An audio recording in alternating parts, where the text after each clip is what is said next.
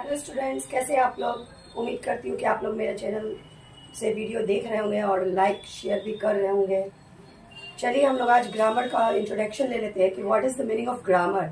पहले हम लोग देखते हैं ग्रामर क्या होता है, क्योंकि काफ़ी चैप्टर हम पढ़ा चुके हैं। ग्रामर सोचे थोड़ा इंट्रोडक्शन दे दें आज।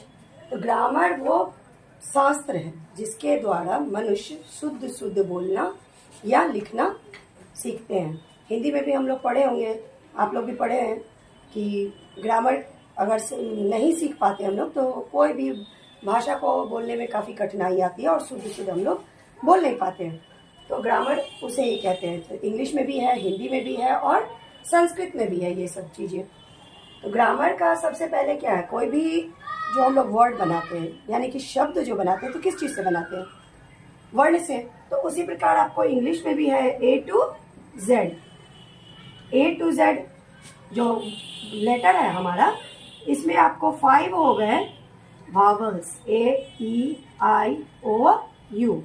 ये है वावल्स। हम बेसिकली समझा रहे हैं ताकि ये आप लोगों को अच्छे से समझ में आ जाए। इंग्लिश में 26 लेटर्स होते हैं, टोटल 26 लेटर है इंग्लिश में, और उसमें से 5 है आपका वावल्स, AEIOU। उसके बाद बाकी जो बच रहा है आपका, उसमें आपको 2 सेमी वावल और 19 कॉन्सोनेंट।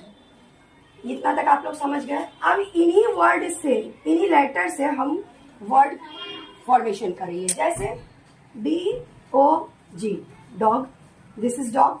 इसका एक मीनिंगफुल बात है ये कि डॉग का मीन्स हुआ कुत्ता। बट अगर हम इसी को GO कर देते तो इसका कोई मीनिंगफुल नहीं है, कोई मीनिंग ही नहीं निकलता है ना। तो DOG और GDO, तो लेटर से जब कभी भी हम वर्ड फॉर्मेट करते हैं तो उसका एक मीनिंग सही निकलना चाहिए। व्हाट इज अ वर्ड, एक मीनिंगफुल वर्णों का मेल जो होता है उसे ही वर्ड कह सकते हैं। वर्ड आप लोगों को समझ में आया। वर्ड इस प्रकार से आप बना सकते हैं। डॉग हो गया, एग हो गया, मैन हो गया, सेल हो गया, वेल हो गया, ये सब हुआ वर्ड्स। तो इसको जब तक इसका सही मीनिंग नहीं निकले तब तक वो वर्ड हम उसको नहीं कह सकते। तो ये आपका वर्ड हो गया। अब वर्ड के बाद हम क्या करते हैं, लेटर, वर्ड, उसके बाद आता है हमारा सेंटेंस। सेंटेंस कैसे बनाएंगे, कई वर्डों को मिलाकर meaningful group of words are called sentences. अगर मीनिंगफुल ग्रुप नहीं बनाते हमको, हम लोग देखिए जैसे ए मैन इज वर्किंग, तो ए मैन इज वर्किंग यानी एक व्यक्ति काम कर रहा है। लेकिन इसी को हम अगर लिख दें कि वर्किंग ए मैन इज, ये आपका एक्यूरेट सेंटेंस नहीं बनता। तो मीनिंगफुल वर्ड्स को, जो वर्ड का ग्रुप हम लोग फॉर्मेट करते हैं, उसका अगर मीनिंग नहीं निकलता एक्चुअल तो वो सेंटेंस भी नहीं होता, वो रॉन्ग सेंटेंसेस हो जाते हैं। ये राइट, जैसे ये रॉन्ग हो गया, ये राइट हो गया। तो इसी प्रकार से और भी सेंटेंसेस हम लोग बना सकते हैं। वी आर गुड स्टूडेंट्स, जैसे वी मस्ट लर्न इंग्लिश। इस प्रकार से लेटर के सार्थक मेल से वर्ड, इसको हिंदी में वर्ण बोलते हैं। लेटर वर्ण कहलाता है, वर्णों के सार्थक मेल को हम लोग वर्ड कहते हैं, और वर्ड के सार्थक मेल को सेंटेंस कहा जाता है। और इसको जो A to Z आपका जो लेटर्स है उसको बोला जाता है अल्फाबेट। इसको आप याद रखिएगा। अल्फाबेट में आ गया आपका वावल, सेमी वावल और कॉन्सोनेंट्स। इतना लगता है आप लोग समझ गए हैं। थोड़ा सा 2 सेंटेंस लिखवा देते हैं, उसको याद कर लीजिएगा।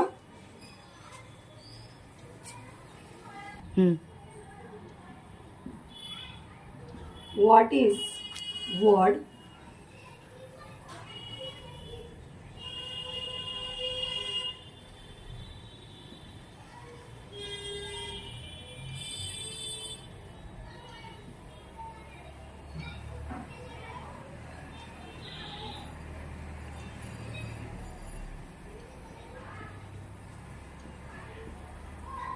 What is a word? A meaningful group of letters are called words.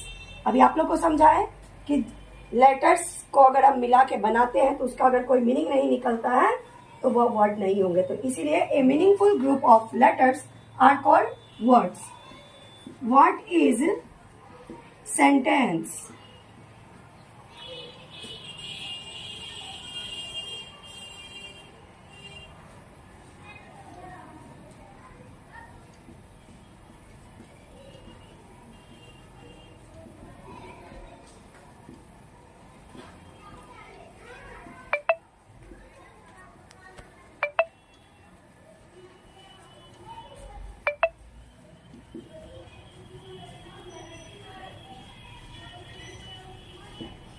देखिए, व्हाट इज सेंटेंस?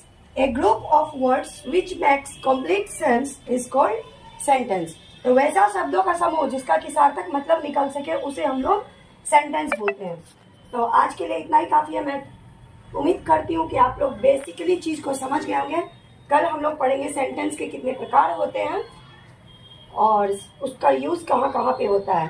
तो अगर आप लोगों को मेरा वीडियो पसंद आए तो प्लीज शेयर कीजिए, लाइक कीजिए और मेरे चैनल को सब्सक्राइब कीजिए। और एक और रिक्वेस्ट करना चाहूंगी स्टूडेंट्स की प्लीज प्लीज प्लीज आप लोग इंग्लिश पर ध्यान दीजिए, नहीं तो आने वाले समय में आप लोग के साथ इंग्लिश के वजह से बहुत सारी परेशानियां आ जाएंगी।